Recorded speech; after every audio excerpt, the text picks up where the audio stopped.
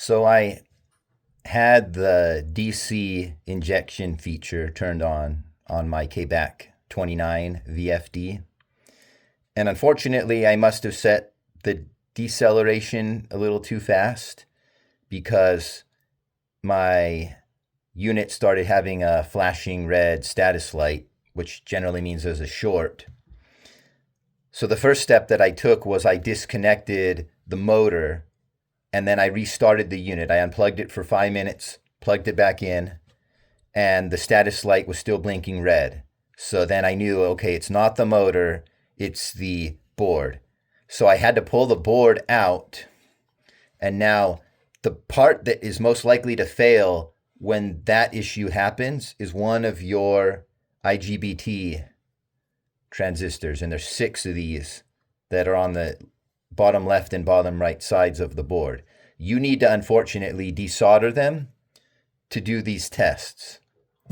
But I just wanted to quickly show you a test that you can easily do without any fancy equipment. You just need a meter and a power supply that's around 12 volts. I'm just using an old laptop power supply that I cut the end off of. He's 12 volts. You don't need to worry about the amps. Probably can do up to like 20 volts would probably be all right for this test. But on these things, you have the side with the metal plate. So if you're going to face it, the side without the metal plate, and then this right here is facing to my right, these pins. That means the top pin is your emitter, the middle pin is your collector, and the bottom pin is your gate. So what I did is first, before we connect any alligator clips, we just need to test between the emitter and the collector. So for that, you need to put your meter onto diode mode and make sure that it's not on ohms, but on volts. On the fluke, it's the yellow button. And then you're going to take your probes and you're going to connect one to the emitter and one to the collector. So when you have the black to your emitter and the red to your collector, it should show LOL on your meter. If you reverse them,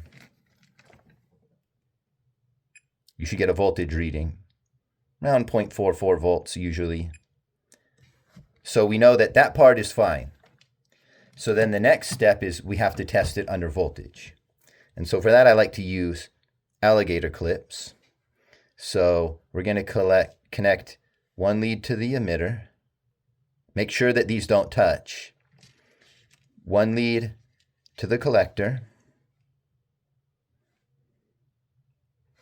And then one lead to the gate. Now your emitter, which is in this case what I'm using for yellow, needs to go to the negative of your power supply, the negative wire. If you're not sure which one's positive or negative, just put your meter on DC voltage and check. So in this case, that's negative. And then you want positive to go to, you also want to stick your negative lead in with that alligator clip. So you're both your emitter and your negative probe of your meter are going to negative on your power supply. Then you're going to take your collector, in this case the green, and you're going to hook that up to the positive probe of your meter. And then lastly, you are going to take your gate, which is in this case the red lead, and you're going to put that to positive on your power supply. When you do that, you should see your voltage show up suddenly on your meter. Now, if you remove the power, it should stay with that voltage because what you did is you just opened the transistor. Well, closed the transistor. So then the last test is you can just use the capacitance of your hand and touch the emitter and the gate at the same time. And you should see the switch to OL. That means this is good. This IGBT has no problems. So you got to do this on all 6. And so in my case, I'm not going to go through all of them. I already found the one that's bad. This is our culprit right here. So we can do our first test. Again, you take your black probe and your red probe. You know, black to the emitter, red to the collector. Whoops. Should show OL. But I'm getting a short on this. If you reverse it, you should just see voltage normally. We're getting a short. In fact, this guy's shorted to every lead. You can take the back plate on this guy, you know, and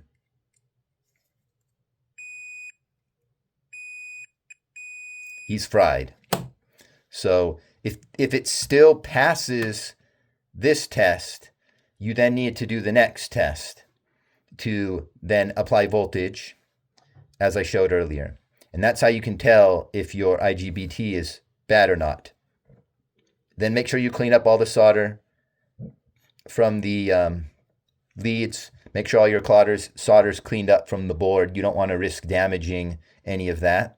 And make sure you get a lot of solder throughout the entire hole when you put it back on the board, because this is a powered circuit, so you really want very good contact. You don't want any lack of solder affecting your contact. So if you ever have a problem with your KBAC series VFD showing a blinking red status light and your motor is not the problem because you disconnect it and the problem doesn't go away, check your IGBTs. It's probably what went bad.